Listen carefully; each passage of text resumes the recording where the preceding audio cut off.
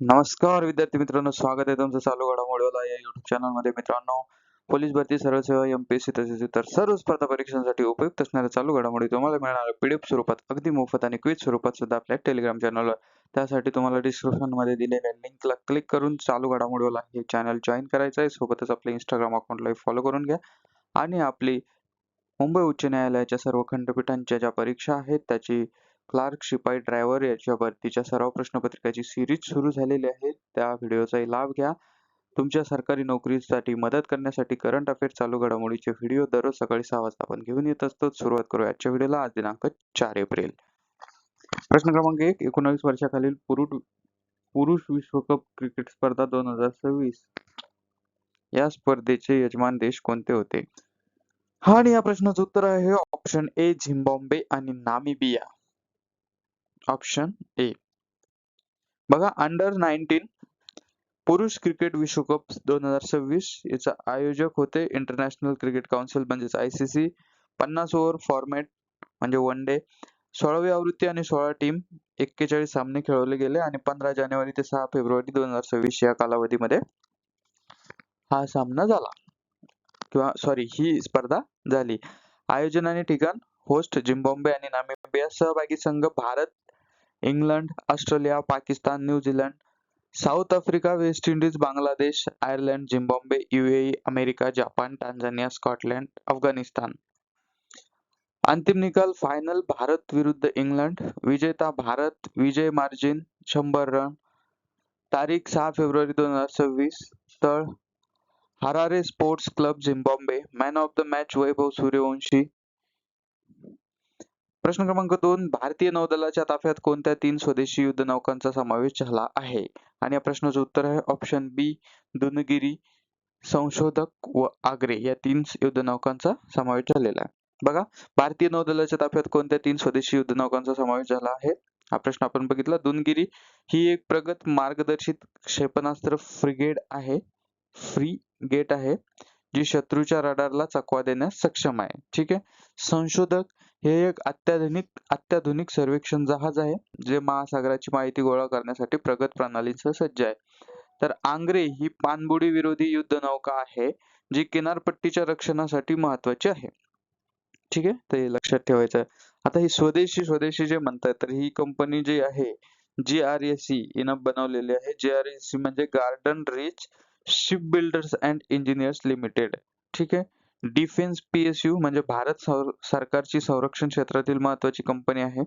मुख्य काम आहे नौदलासाठी युद्धनौका आणि गस्त नौका तयार करणे. मुख्यालय हिचं आहे कोलकाता, पश्चिम बंगाल या ठिकाणी आणि योगदान आहे मेक इन इंडिया अंतर्गत संरक्षण क्षेत्र मजबूत करणे. लिस्टेड आहे कंपनी, शेअर बाजारात नोंदणीकृत आहे, स्टॉक मार्केट लिस्टेड. आता भारतीय नौदलाचा विषय आला तर त्याच्यावर एक नजर टाकू. भारतीय नौदल काय आहे? तर भारताची समुद्री लष्करी शक्ती. भारतीय सशस्त्र दलाचा भाग समुद्रातील सुरक्षा, संरक्षण आणि हवाई समुद्री ऑपरेशन्स यावर लक्ष केंद्रित करण्यासाठी भारतीय नौदल काम करतं. भारतीय नौदलाची मुख्य उद्दिष्टे याच्यावर खूप वेळा प्रश्न विचारून झालेले आहे. तर भारताच्या सागरी सीमांचे संरक्षण, समुद्रात व्यापार मार्गांची सुरक्षा, संकट किंवा नैसर्गिक आपत्तीच्या वेळेस मदत, आंतरराष्ट्रीय समुद्री सहयोग आणि मिशन्स. प्रमुख घटक surface fleet, submarine fleet, naval aviation आणि मारिटाईम कमांडोज विशेष कार्यदल. मुख्यालय नवी दिल्लीत आहे. सोबतच मुंबई, विशाखापट्टणम, कोच्ची आणि इत्यादी ठिकाणी सुद्धा यांचे कार्यालय आहे. आता इतिहास याचा बघूया. तर हिची स्थापना झालेली आहे भारतीय नौदलाची 26 जानेवारी 1950 मध्ये स्वातंत्र्य मिळाल्यानंतर. तर पहिली युद्ध नौका होती HMIS किस्ताना, ब्रिटिश काळातली. ठीक आहे.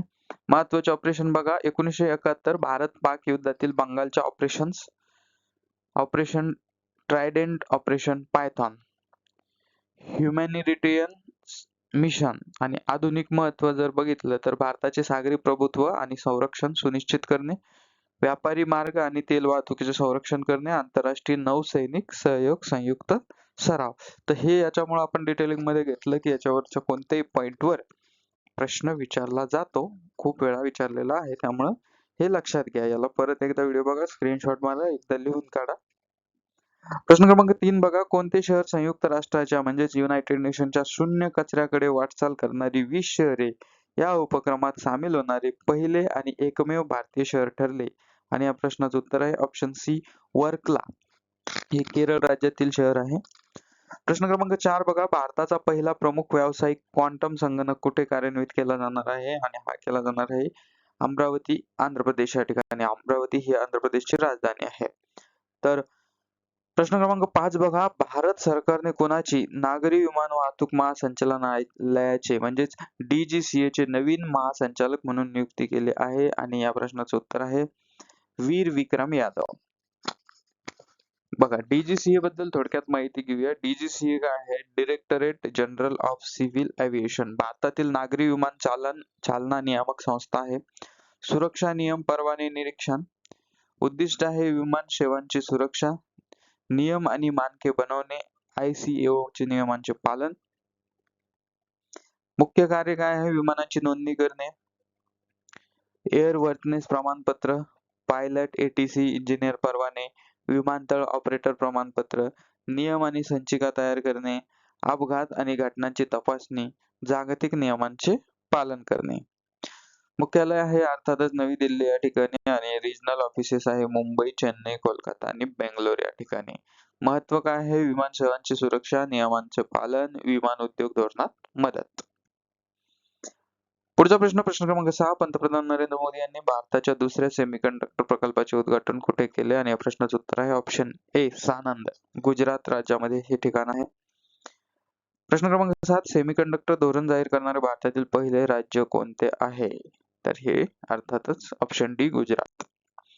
प्रश्न क्रमांक 8, कोणत्या सुप्रसिद्ध भारतीय लेखिका यांना प्रतिष्ठित American national book critics circle award 2026 प्रदान करण्यात आला आहे?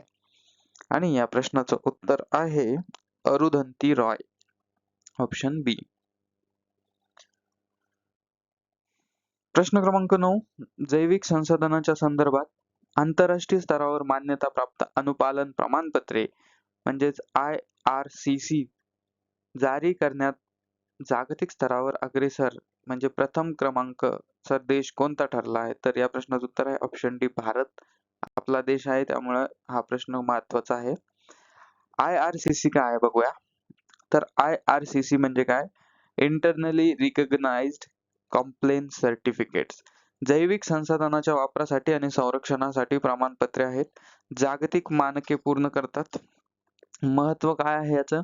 तर शाश्वत जैविक संसाधन वापर सुनिश्चित करणे, पर्यावरणाचे संरक्षण, वापरात पारदर्शकता आणि कायदेशीर ठेवणे, आंतरराष्ट्रीय व्यापारासाठी प्रमाणपत्र देणे. अनुपालन, कंपन्या संस्था प्रमाणपत्र घ्यावं लागतं. पर्यावरणीय, सामाजिक आणि कायदेशीर नियमांचे पालन, प्रादेशिक, राष्ट्रीय, आंतरराष्ट्रीय कायदे पाळणे. उदाहरण, जैविक कृषी उत्पादन, वनस्पती आणि जीवसृष्टी वापर, पर्यावरणीय आणि सामाजिक जबाबदारी असलेली उत्पादने.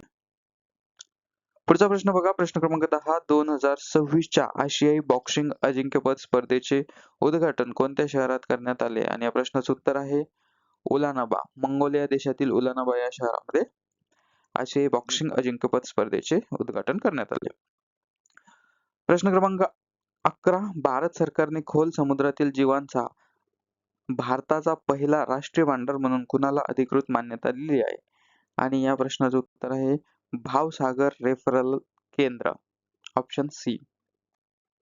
प्रश्न क्रमांक 12, कोणत्या भारतवंशी लेखिका व अनुवादक 2026च्या बोकर पुरस्काराच्या निवड यादीत समाविष्ट झाल्या आहे? आणि या प्रश्नाचं उत्तर आहे ऑप्शन ए, पद्मा विश्वनाथन. नुकताच कुणी भारतीय लष्कराच्या नव्या उपसेना प्रमुख पदाचा पदभार स्वीकारला आहे? आणि या प्रश्नाचं उत्तर आहे लेफ्टनंट जनरल धीरज सेठ, ऑप्शन सी. प्रश्न क्रमांक 14, देशातील पहिल्या डेंग्यू लसीला लवकरच मंजुरी मिळेल. जपानची कंपनी ताकेदाने विकसित केलेली ही लस कोणती? तर ही लस आहे कुंडेंगा टॅग 003, ऑप्शन सी असं या प्रश्नाचं उत्तर आहे. प्रश्न क्रमांक 15, CBSE ने नवीन शिक्षण धोरण NEP 2020 अंतर्गत 6वी ते 8वीच्या विद्यार्थ्यांना कोणते शिक्षण देण्याची घोषणा केली आहे? आणि या प्रश्नाचं उत्तर आहे ऑप्शन सी AI आणि कोडिंग. तर हे होते आजचे दिवसाचे महत्त्वाचे प्रश्न. आजच्या दिवसातले म्हणजे आपण 4 एप्रिलला सकाळी ज्यावेळेस आपला व्हिडिओ येतो त्यामुळे 3 एप्रिलच्या दिवसभरातल्या गोष्टी त्यामध्ये असतात. तर व्हिडिओ शेवटपर्यंत बघितल्याबद्दल मनःपूर्वक धन्यवाद. तुमची सरकारी नोकरीसाठी तुम्हाला खूप खूप शुभेच्छा. भेटूया उद्याच्या व्हिडिओत. Thank you so much.